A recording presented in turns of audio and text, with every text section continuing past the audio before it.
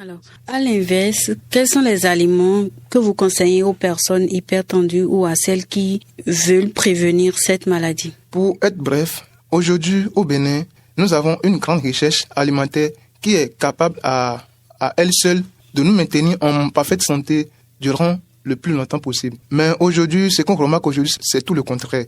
Prévenir l'hypertension ou stabiliser commence d'abord dans nos assiettes et la première des choses à faire est de réduire au maximum l'excès de sel, les produits gras, les conserves, les bouillons cubes et les huiles réutilisées.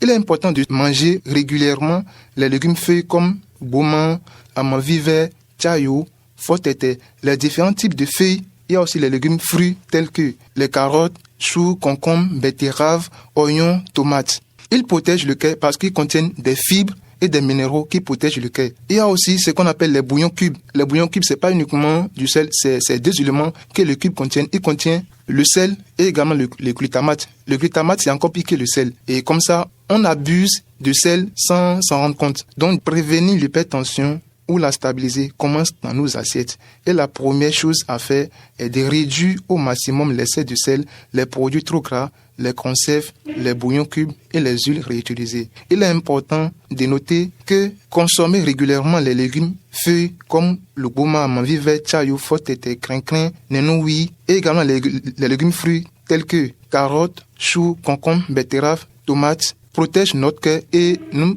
évitent le développement de l'hypertension artérielle. Grâce à leurs fibres et minéraux, ils protègent le cœur et facilitent l'élimination de l'excès de sel. Les fruits comme la banane, l'orange, la mangue, l'avocat ou le baobab apportent également le potassium et du magnésium, utiles pour maintenir une bonne tension artérielle. Concernant les protéines d'origine animale, il faut privilégier les poissons à la viande. Maintenant, concernant les protéines d'origine végétale, il faut privilégier les légumineuses telles que l'haricot, le soja, le vanzou, tout en limitant les viandes grasses. Enfin, boire suffisamment d'eau et pratiquer au moins 30 minutes d'activité physique par jour aide le cœur à fonctionner avec moins d'efforts.